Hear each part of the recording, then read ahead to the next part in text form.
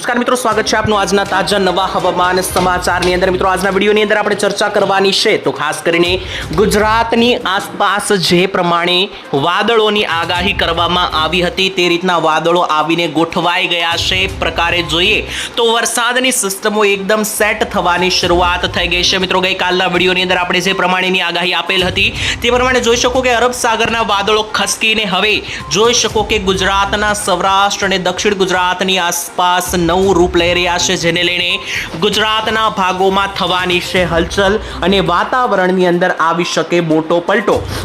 કયા કયા ગામની અંદર વરસાદ જોવા મળશે અને અંતમાં હું તમને જણાવીશ કે અત્યારે શિયાળો ચાલી રહ્યો છે તો આજે કયા કયા ગામની અંદર કેટલું તાપમાન જોવા મળશે, તમારા ગામમાં આજે ઠંડી પડશે કે ગરમી, ચોક્કસ મિત્રો તમારા ગામનું નામ લઈને જણાવવામાં આવશે। તો વિડીયોને અંત સુધી જોતા રહેજો।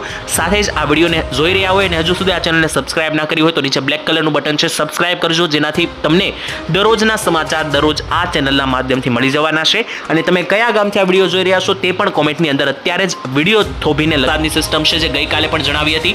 જોઈ શકો મિત્રો સૌથી મોટી આ સિસ્ટમ કે જે અહીંયા અત્યારે બંગાળની ખાડીની અંદર રહેલી છે, તેને કારણે અત્યારે દક્ષિણીય ભારતના વિસ્તારોમાં તમિલનાડુ, બેંગ્લોર લાગુ, કર્ણાટક, કેરળ લાગુ વિસ્તારો, હૈદરાબાદ લાગુ વિસ્તારોમાં તો અત્યારે મેઘરાજાની એન્ટ્રી પણ થઈ ગઈ છે। પરંતુ આ બંગાળની ખાડીને કારણે ગુજરાત ઉપર મોટી અસર થવાની નથી, પરંતુ અરબ સાગર કે જ્યાં મિત્રો અહીંયા ભેજ બની રહ્યો છે, લો પ્રેશરો બની રહ્યા છે, તેને લઈને હાઈ દબાણ દરિયામાં સર્જાશે અને ગુજરાતમાં વરસાદીય વાતાવરણ બની શકે, કમોસમી ઝાપટા બની શકે। હવે મિત્રો એક પછી એક ગામના નામ લઈને હું તમને જણાવી દઉં કે કયા કયા ગામની અંદર માવઠાના ચાન્સ રહેશે। અને આ માહિતી મિત્રો હું જે છે તે હવામાં નથી આપી રહ્યો, પરંતુ જે પ્રમાણેના વાદળો અહીંયા બની રહ્યા છે, વાદળની જે પ્રમાણેની માહિતી સામે આવી રહી છે, જે વિસ્તારોમાં વાદળો બની રહ્યા છે તેના આધારે મિત્રો હું અહીંયા તમને સમજાવવાનો છું જે પ્રકારે વાદળોની માહિતી હશે। શરૂઆત મિત્રો સૌરાષ્ટ્ર સાથે કરીએ તો સૌરાષ્ટ્રની અંદર બોટાદ જિલ્લા સાથે શરૂઆત કરીએ તો જોઈ શકો બોટાદની અંદર ધંધુકાના વિસ્તારોથી લઈને રાણપુર, બોટાદ, બરવાળા, બાણગઢના વિસ્તારો, તેની સાથે નીચે ગઢડાના વિસ્તારો અને ઢસા, ધોળા લાગુના વિસ્તારો, તો બોટાદ જિલ્લામાં આ દરેક ભાગોની અંદર જે છે તે આપણને માવઠાની સિસ્ટમો જે છે તે મિત્રો બનતી જોવા મળી શકે તેના મિત્રો ચાન્સ દેખાઈ રહ્યા છે। ભાવનગર જિલ્લાની વાત કરીએ તો ભાવનગરની અંદર વલભીપુરથી લઈને ગારિયાધાર, શિહોર, ભાવનગર, પાલીતાણા, તળાજા, બુધેલ, જેસર પંથક લાગુ વિસ્તારો આસપાસ મિત્રો ભાવનગરની અંદર પણ જોઈ શકો કે કાળા ડિબાંગ વાદળો સર્જાઈ રહ્યા છે, જેને લઈને અહીંયા આ વિસ્તારોમાં પણ ઝાપટા અથવા માવઠાઓ બની શકે છે। અમરેલી જિલ્લાની વાત કરીએ તો અમરેલી જિલ્લામાં બાબરાથી લઈને નીચે લાઠીના વિસ્તારો, દામનગરના વિસ્તારો, અમરેલી, બગસરા, કુંકાવાવના વિસ્તારો, ચિત્તલ, દેરડી, જાત્રોડા, વાઘાણિયા, દેવરાજિયા, ધારી, દુધાળા, સાવરકુંડલા, બગસરા નાગુના વિસ્તારો, નીચે આવીએ તો ખાંભા, ધારીના વિસ્તારો, રાજુલા, લીલિયા અને મહુવા બોર્ડર સુધીના ભાગો સુધી અહીંયા આપણને જે છે તે ગમઘોર કાળા ડિબાંગ વાદળોની અંદર મિત્રો જે છે તે દેખાઈ રહ્યા છે, અહીંયા સિસ્ટમો બની રહી છે, જેને લઈને વાદળોને કારણે ઝાપટા બની શકે।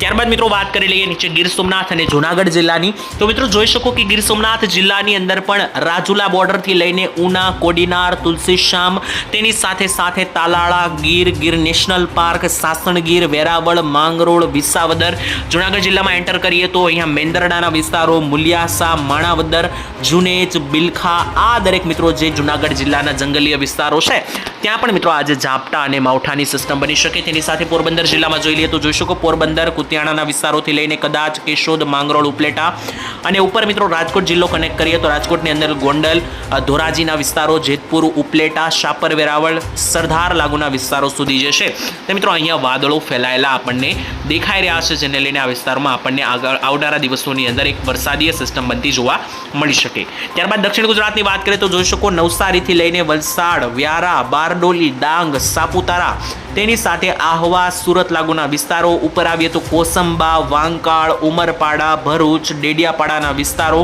તેની સાથે સાથે મિત્રો ત્યાંથી ઉપર આવે તો તનખાળાના વિસ્તારોથી લઈને ઉપરના મિત્રો જે પણ વડોદરા લાગુ વિસ્તારો છે, બોડેલી છે, બોરસદ, ખંભાત, જંબુસર, કરજણ, આ દરેક ભાગોની અંદર આપણને હળવાથી મધ્યમ ઝાપટાઓ જે છે તે મિત્રો જોવા મળે તેવી મિત્રો અત્યારે પૂરેપૂરી આગાહીઓ જે છે તે મિત્રો સામે આવી રહી છે।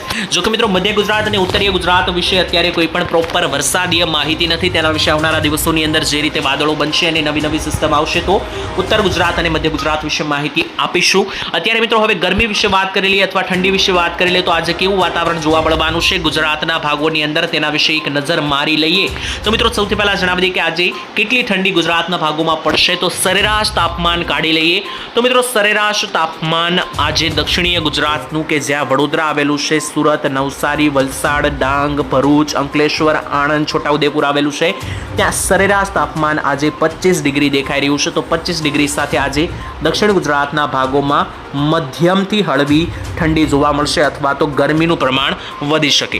મધ્ય ગુજરાતની વાત કરીએ તો મધ્ય ગુજરાતની અંદર દાહોદ અને ગોધરા સાઈડના વિસ્તારોમાં સારી કક્ષાનું દેખાઈ રહ્યું છે અહીંયા ઠંડીવાળું વાતાવરણ, કારણ કે જોઈ શકો કે ગોધરા, દાહોદ, લુણાવાડા, મહીસાગર, ખેડા આ વિસ્તારોમાં 20 થી 22 ડિગ્રીનું તાપમાન, જેથી ત્યાં મધ્યમ કક્ષાની ઠંડી પડશે. જ્યારે મિત્રો અમદાવાદ, કપડવંજ, ધોળકા, નડિયાદ, વિરમગામ, ગાંધીનગર લાગુ વિસ્તારોમાં અંદાજિત 26 ડિગ્રીનું તાપમાન છે, જેથી આ વિસ્તારોમાં કોઈ વધારે પડતી ઠંડી જોવા નહીં મળે. ઉત્તર ગુજરાતની વાત કરીએ તો છેલ્લા 3 દિવસથી ઉત્તર ગુજરાતમાં 16 થી 17 ડિગ્રી તાપમાન જળવાઈ રહ્યું છે, પરંતુ આજે સીધો 5 થી 6 ડિગ્રીનો વધારો થયો છે.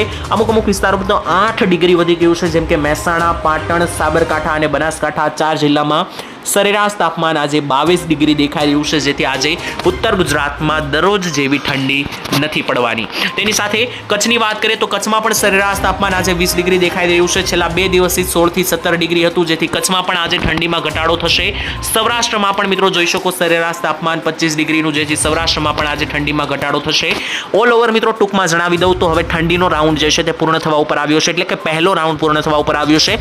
બીજો રાઉન્ડ શરૂ થશે તેની વચ્ચે મિત્રો અત્યારે 1-2 દિવસ જે છે તે વાતાવરણ ગરમ રહેવા જોવા મળશે તેવી અમારી આગાહી છે. હાલ મિત્રો આજના હવામાન સમાચાર અહીંયા પૂર્ણ થાય છે. આ વિડીયો તમને કામનો અને ઉપયોગી લાગ્યો કે નહીં કોમેન્ટ સેક્શનની અંદર લખીને જણાવી દેજો. વિડીયો પસંદ આવે તો મિત્રો વિડીયોને એક લાઇક, શેર અને સબસ્ક્રાઇબ કરી દેજો. આપણે મળીશું આવતીકાલે એક નવા હવામાન સમાચારની અંદર. ત્યાં સુધી મિત્રો હાલ આજ માટે રજા આપશો. ધન્યવાદ. જય માતાજી, જય દ્વારકાધીશ.